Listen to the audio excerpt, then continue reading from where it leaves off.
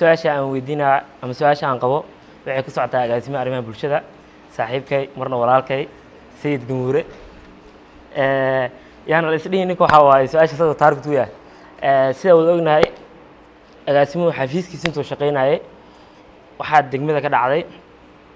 جواب بدن أما جناعسي هاتو أما جريه هاتو إيه جبتي وحلنا ألوهلين أيضا دقمة اللي هلا يو دبدمسكي محاسبة أما حل وهلواي مركي دتك جريه جبتين عن حوار السنة إنه شيئا إن عن وحريرة السنة كهلين دبدمسكي si xoosan marka u sii wareysana ay sheegan ama ay shakhsi ahaanteed ay sheegan in ay dhahaan dibdimiski wax shakhsi amal oo leeyahay furihii xafiisku xaafada u yaala oo ku soo tagay asagina magaalada ay shax kacbaya intii dibka socday oo san meesha ka gaarin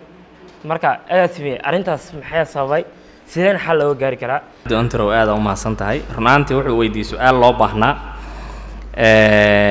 kiiskaas intan anagu xafiiska joognay inay guriga gubteen waliba guriga gurceel ku yaala waa sax waa wax jira sidaas la mid ah guriyahaas gubtay sidii la rabay ama ay ahayd in looga fal celiyo dawladda uga fal celiso inay san dhicin ayaduna waa sax waa wax jira laakiin wax walba yani waxa jira duruufaad ku xeeran ilaa hadda aniga ka xafiis ahaan waxa ii diiwaan gashan 2 kiis oo gurceel ka dhacday markaasna aan sidii mudneed aan uga jawaabin gurceel waxa jira ambulance dabdamis loo gaday oo community-ga iyo dawladdu iska kaashanaysay si fiican u shaqo galay degmadu leedahay dawladdu mas'uul ka tahay runaantii muddo ka bacdina waliba xilliyadu ay dhacaysay yani labada kiiso anagu hayna muddo aad isku dhawaay waliba wax 2 isbuuc gudeed ka yar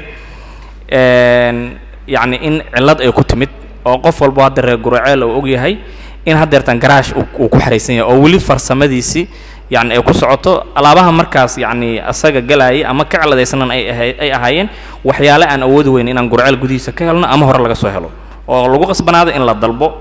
waa garaash uu ku xareysan yahay la bixina ku socotay hadeertan heer gabagabay maraysa waxaan rajaynaynaa maalmahan in la soo bixiyo insha Allah mar dambana inaysan gurceel ku soo laaban haduu la yiraahdo dayacaad guriga gubtay dadkuna markaas inaan la caawin oo la garab istaagin haduu la yiraahdo